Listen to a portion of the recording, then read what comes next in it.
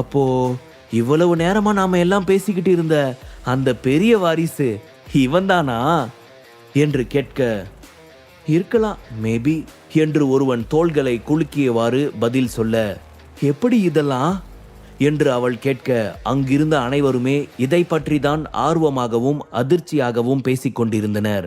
ஆனால் ஒரு பெண் மட்டும், அவன் யாரா வேணா இருந்துட்டு போகட்டும், பட் அங்க பாருங்க அவன் எப்படி ஹேண்ட்ஸமா எவ்வளவு அழகா இருந்தான்னு பாத்தீங்களா என்று கேட்க, அப்பொழுதுதான் மற்ற அனைத்து பெண்களும் அவனது அழகை ரசித்து மயங்க ஆரம்பித்தனர். இப்படி அனைத்து பெண்களும் அவன் அழகில் மயங்கி இருக்க, ஒரே ஒரு இளம் பெண்ணின் முகம் மட்டும் அதிர்ச்சி கலந்த பீதியில் நம்பிக்கையும் இல்லாமல் இருந்தது. அவள் வேறு யாரும் அல்ல, சுரபியை பார்ட்டியில் வைத்து அசிங்கப்படுத்த நினைத்த அவளது காலேஜ் கிளாஸ்மேட் மேக்னா தான். காரில் இருந்து கீழே இறங்கிய விக்ரமை பார்த்தவள் அங்கிருந்து ஓடிவிடலாமா என்ற அளவிற்கு அவளுக்கு அசிங்கமாகவும் அதே சமயம் அதிர்ச்சியாகவும் இருந்தது.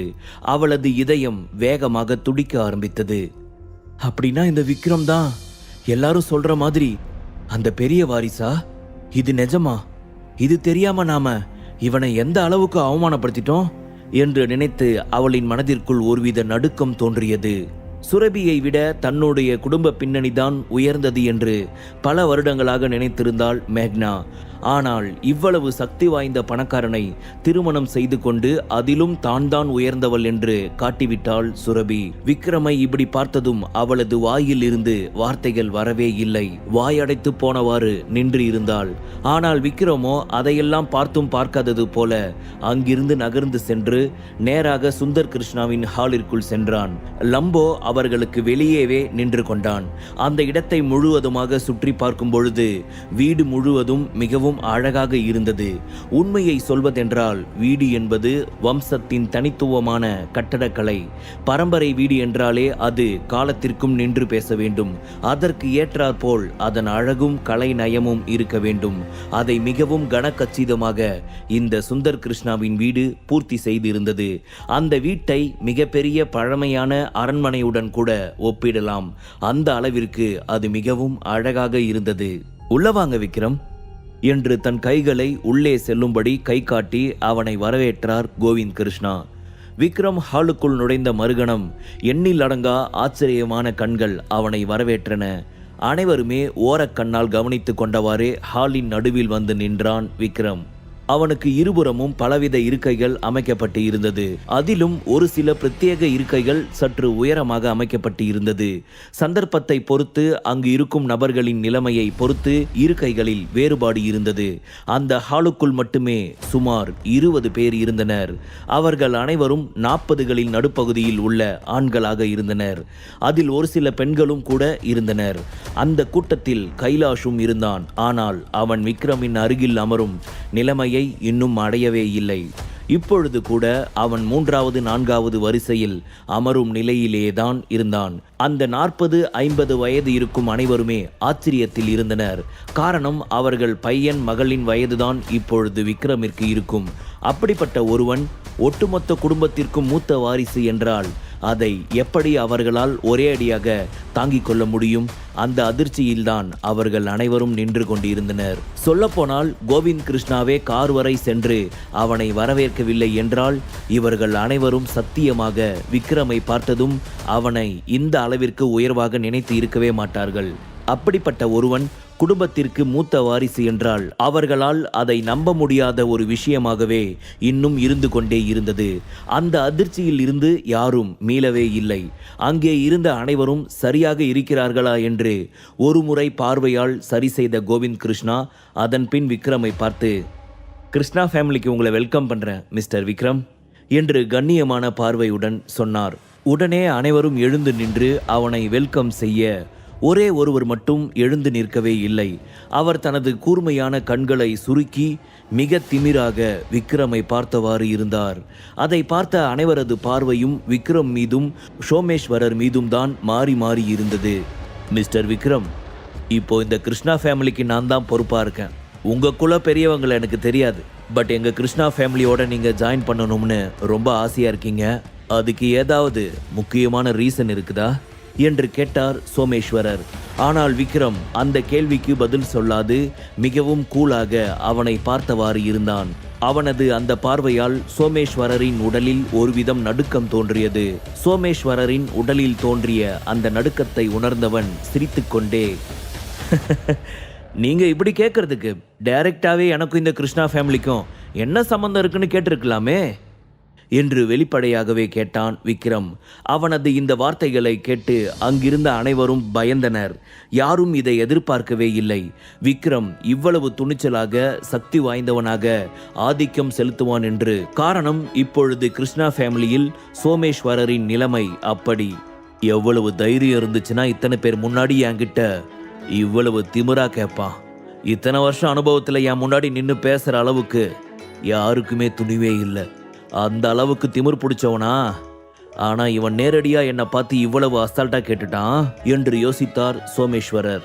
இங்க பாரு விக்ரம், நீ இந்த பாம்பேக்கு வர்றதுக்கு முன்னாடி உனக்கு எந்த ஒரு சிறப்பு அங்கீகாரமும் இல்லை. நீ யாரு என்ன ஏதுன்னு எதுவுமே தெரியாத ஒரு ஆளா தான் இருந்த. அப்புறம் எப்படி திடீர்னு வந்துட்டு நான் தான் இந்த கிருஷ்ணா ஃபேமிலியோட வாரிசுன்னு நீ சொல்ற? அதுக்கு உன்கிட்ட என்ன எவிடன்ஸ் இருக்குது? நான் கேட்ட கொஸ்டினுக்கு என்ன பதில் உங்ககிட்ட இப்ப இருக்குது என்று மிரட்டலாக கேட்டார் Someswarar. Self identity? Self identity வேணுமா உங்களுக்கு என்ன இந்த ஃபேமிலிக்கு மூத்த வாரிசு அக்செப்ட் பண்ண? அப்படி கேட்டா நீங்க இன்னும் இந்த கிருஷ்ணா ஃபேமிலியோட ஃபேமிலி ரூல்ஸை முழுசா புரிஞ்சுக்கலன்னு நினைக்கிறேன். குடும்ப தலைவர் பொறுப்பை ஏற்க நான் உங்ககிட்ட மண்டி போடணுமா? சரி, இப்ப நான் எதுக்காக இங்க வந்தேன்னு நினைச்சிட்டு இருக்கீங்க? குடும்ப பொறுப்பை ஏத்துக்கிறதுக்காகவா என்று கடுமையாக கேட்டான் விக்ரம். அதை கேட்ட சோமேஸ்வரர் முடிந்தவரை குரலில் கோபத்தை காட்டாமல் தன்னை கட்டுப்படுத்தி கொண்டே, இங்க பாரு விக்ரம், நீ யாரா வேணா இருந்துட்டு போ. பட் நீ வரப்போ இவங்க எல்லாரும் மாதிரி எல்லாம் நின்றுட்டு தான் உனக்கு வணக்கம் சொல்லணும்னு எந்த ஒரு அவசியமும் இல்லை. நானும் இந்த ஃபேமிலியில ஒரு ஹை லெவல்ல தான் இருக்கேன். இதுதான் என்னோட கிருஷ்ணா ஃபேமிலி, நான் தான் ஒரிஜினல் என்று சோமேஸ்வரர் திமிராக சொன்னார். அதை கேட்டு சிரித்த விக்ரம், சுந்தர் தாத்தா உயிரோட இருக்கப்பவே இந்த ஆள் இவன் தான் இந்த ஃபேமிலிக்கு ராஜான்னு அறிவிக்க நினைக்கிறான்னு இவன் பேசுறத வச்சே எனக்கு ரொம்ப தெளிவா புரியுது என்று நினைத்து கொண்டே சோமேஸ்வரரை மேலும் கீழும் பார்த்தவாறு நக்கலாக சிரித்தான் விக்ரம். இங்க பாரு, நான் எதுக்காக இங்க வந்திருக்கேன்னு தெரியாமலேயே ஏதாவது பேசிட்டு இருக்க வேண்டியது. நான் இங்க வந்ததுக்கான ரீசன் அதுவே கிடையாது. நான் உங்ககிட்ட ஒரு கொஸ்டின் கேட்க ஆசைப்படுறேன். அஜயோட பேரண்ட்ஸ் எதுக்காக கொன்னீங்க என்று நேரடியாகவே கேட்டுவிட அதை கண்டு சோமேஸ்வரர் ஒரு கணம் திடுக்கிட்டார். இவன் எதுக்காக இப்ப இந்த கொஸ்டின் கேட்கிறான் என்று அவரது புருவத்தில் முடிச்சுகள் விழ முழித்தார். இவன் இந்த மாதிரி ஒரு கொஸ்டின் கேட்பான்னு நான் எக்ஸ்பெக்ட் பண்ணவே இல்லை. பட் அவன் கேட்டதுக்கான பதில நான் நிச்சயமா வெளியே சொல்ல முடியாது. அது சொல்ற அளவுக்கு ஒன்றும் நான் முட்டாள் கிடையாது என்று நினைத்தார் சோமேஸ்வரர். ஏனென்றால் அவருக்கு அஜய் குடும்பத்தை பற்றி முழுமையாக தெரியும். அவனது பெற்றோரை கொன்று எந்த ஒரு ஆதாரமும் கிடைக்காமல் ரூம் முழுவதையும் கிளீன் செய்ய சொல்லி பிளாக் பவர் டீமுக்கு உத்தரவு பிறப்பித்தவனே அந்த சோமேஸ்வரன் தானே. என்னது, அஜயோட பேரண்ட்ஸை கொன்னுட்டோமா? இங்க பாரு, அவங்க 2 பேரும் ஃப்ளைட் ஆக்சிடென்ட்ல இறந்துட்டாங்க. அது கொலை இல்ல, ஆக்சிடென்ட், ஓகேவா? இது எல்லாருக்குமே தெரிஞ்ச ஒரு விஷயம். அப்புறம் எதுக்காக நீ இந்த மாதிரி கேட்குற என்று சோமேஸ்வரர் தன்னால் முடிந்தவரை நிதானமாக பேசினார். ஓ அப்படியா, சரி என்று சொன்ன விக்ரம் அதன் பின் ஒரு கணம் தனது தலையை மேலும் கீழும் மாட்டிவிட்டு ஏதோ யோசித்தவன் போல், இங்க பாருங்க, இப்ப நீங்க சொன்ன இதே ஆன்சர் தான் இன்னும் கொஞ்ச நாளைக்கு அப்புறம் என்கிட்ட இருந்தும் வரும். அந்த மாதிரி ஏதாவது ஒரு விஷயம் நடந்துச்சுன்னா அதுக்கு நான் தான் காரணம்னு யாரும் என்ன குறை சொல்லக்கூடாது என்று அங்கிருந்த அனைவரையும் எச்சரிப்பது போல் சொன்னான் விக்ரம். அவன் கண்களை சந்திக்க முடியாமல் அனைவரும் தலைகுனிந்தனர். குறைந்தபட்சம் ஒருவரை ஒருவர் பார்த்து கொள்ளக்கூட துணியவில்லை. ஏனென்றால் அங்குள்ள அனைவருக்குமே உண்மை தெரியும். ஆனால் அதை பற்றி பேசும் தைரியம் அவர்களுக்கு இல்லை. யாராவது பேசினால் சோமேஸ்வரர் கையில் தங்கள் உயிர் போய்விடுமோ என்று அங்கிருந்த அனைவரும் பயந்தனர். ஏதோ அங்கு பனிப்புயல் வந்தது போல எல்லோரும் நடுங்க ஆரம்பித்தனர். விக்ரமை கண்டால் அவர்களுக்கு அரக்கனை பார்த்த உணர்வு ஏற்பட்டது. விக்ரம், தேவையில்லாத விஷயத்தை பேசி இங்கே பிரச்சனை பண்ணிக்கிட்டு இருக்காத. நீ இந்த ஃபேமிலியோடைய பெரிய வாரிசு அப்படின்னு ப்ரூஃப் பண்ணுறதுக்காக தான் வந்தனா, நான் அதுக்கு ஏற்ற மாதிரி முறையாக விசாரணை பண்ணி அதுக்கு என்ன ரிசல்ட்னு உங்ககிட்ட சொல்கிறேன். அதை விட்டுட்டு தேவையில்லாத விஷயத்தெல்லாம் மூக்க நுழைச்சி உடம்ப புண்ணாக்கிக்கணும்னு நினச்சிக்காத என்று சோமேஸ்வரர் அவனிடம் மிரட்டலாக சொல்ல அவனது பேச்சு விக்ரமிற்கு அபத்தமாக தெரிந்தது. இந்த ஆள் என்னதான் நினைச்சுக்கிட்டு இருக்கான்? நான் ஒன்னு கேட்டா அவன் இஷ்டத்துக்கு ஒரு பதில் சொல்றான். ஏதோ நான் பதவிக்காக தான் இங்க வந்திருக்கிற மாதிரி பேசிக்கிட்டு இருக்கான் என்று தன் மனதிற்குள் நினைத்து சிரித்து கொண்டான் விக்ரம். என்ன விக்ரம், நான் சொன்ன பதிலை கேட்டு உனக்கு எதுக்கு இந்த அளவுக்கு சிரிப்பு வருது? இப்போ குடும்ப தலைவரோட பொறுப்புல இருக்கிறவன் நான் தானே, அதனால தான் முறையா விசாரிச்சு இந்த குடும்பத்தோட மூத்தவர் யாருன்னு சொல்றேன் என்று சொன்னான் சோமேஸ்வரர். அப்பொழுது அவன் முன் ப்ளூ கலர் டிரெஸ் அணிந்து ட்ரேயில் டீ வைத்தவாறு ஒரு நபர் நின்று கொண்டிருந்தார். அவரது முகம் வெண்மையாக இருந்தது, தலைமுடி எழுந்து நின்றது. அவர் கண்களை பார்த்தால் ஏதோ ஒருவித அமானுஷ்யம் கொண்டவர் போல் தெரிந்தது. இந்த பாம்பே சிட்டில உன்னை பத்தி நான் நிறைய கேள்விப்பட்டிருக்கேன் என்று தந்திரமான புன்னகையுடன் சொல்லி தன் கையில் இருந்த டீயை எடுத்து விக்ரமிடம் கொடுத்தார். விக்ரம் முகம் சுழித்தவாறு அவன் முன் நின்ற கலாவை பார்த்தான். அவனது பலமான சுவாசம், சுவாசத்தின் வேகம், கண்களின் வேகம் இவற்றை கவனித்த விக்ரம் அவன் சாதாரண மனிதன் இல்லை என்று, ஆழ்ந்த அகத்திறன் உடையவன் என்றும் அவன் ஒரு அபூர்வ மாஸ்டர் என்றும் புரிந்து கொண்டான். கலா இந்த இடத்திற்கு வந்ததும் கிருஷ்ணா குடும்பத்தின் சீனியர் அனைவருக்கும் சந்தேகம் வந்தது.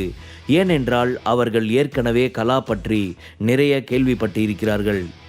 ஏய், இது மார்ஷியல் ஆர்ட் எக்ஸ்பர்ட் கலா தானே? இவர் எதுக்காக இங்க வர வச்சிருக்காங்க? இதுக்கு பின்னாடி இருக்கிற உள்நோக்கம் என்ன என்று ஒரு சிலர் இது போன்ற பல கேள்விகளை எழுப்பினர். ஒருவேளை இந்த கலாவை வச்சு விக்ரம சோதிக்க வர வச்சிருப்பாங்களோ என்று சொன்னான் ஒரு இளைஞன். நீ சொல்றதும் கரெக்ட் தான்ப்பா, நானும் அதை தான் கெஸ் பண்றேன். விக்ரமோட உண்மையான அடையாளம் என்ன, அவனோட பலம் என்னன்னு தெரிஞ்சுக்கிறதுக்காக தான் இங்க வர வச்சிருப்பாங்கன்னு நினைக்கிறேன் என்று இன்னொருவன் சொன்னான். இவ்வாறாக அங்கிருந்த இளைஞர்கள் அனைவரும் தங்களுக்குள் பேசிக்கொள்ள அது அனைத்தும் விக்ரம் காதில் தெளிவாக விழுந்தது. ஏனென்றால் விக்ரமிற்கு தன்னை சுற்றி 100 மீட்டருக்குள் காற்றும் புல்லடிக்கும் சத்தமும் கூட மிக தெளிவாக உணர்ந்து கொள்ளும் திறன் கொண்டவனாக சில நாட்களுக்கு முன்பு மாறியிருந்தான். அதற்கு காரணம் அவன் கையில் இருந்த அந்த பெண்டன் கிரீன் கார்டு தான். அது அங்கே இருக்கும் யாருக்கும் தெரியாது. ப்ளீஸ் டேக் டீ என்று கலாவின் வார்த்தைகளுக்கு விக்ரம் எழுந்து புன்னகையுடன் டீயை எடுத்துக்கொண்டான். கலா தன்னிடம் அவனது தற்காப்பு கலையை காட்ட தயாராக இருப்பதை விக்ரம் தெளிவாக உணர்ந்தான். டீ வழங்குவது அவனுக்கு ஒரு சாக்கு, ஆனால் விக்ரமின் திறமையை சோதிப்பதே அவனது பணி. கலாவின் தோற்றத்தை பார்த்த விக்ரம் அவன் தன்னிடம் எந்த வகையான மார்ஷியல் ஆர்ட் திறமையை பயன்படுத்த விரும்புகிறான் என்பதை தெளிவாக உணர்ந்து கொண்டான். அவன் இப்பொழுது பயன்படுத்த நினைப்பது ஒரு பண்டைய சீன தற்காப்பு கலை.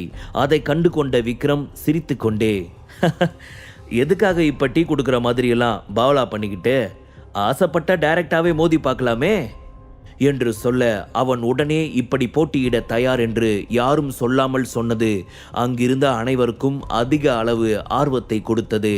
உடனே கலாவும் இதுக்கு தான் நானும் வெயிட் பண்ணேன், சொல்லாமலேயே சீக்கிரமா புரிஞ்சுக்கிட்டீங்க என்று சொன்னவன் தன் கையில் இருந்த ட்ரேவை ஓரம் வைத்துவிட்டு தனது மணிக்கட்டை மின்னல் வேகத்தில் சுழற்றினான். அவனுடைய மின்னல் வேகத்தை கண்டு அனைவரும் வியந்தனர். அவனது நுட்பம் மிகவும் அற்புதமாக இருந்தது.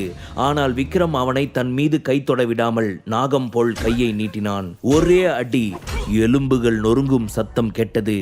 ஆனால் கலாவின் முகத்தில் எந்த மாற்றமும் இல்லை.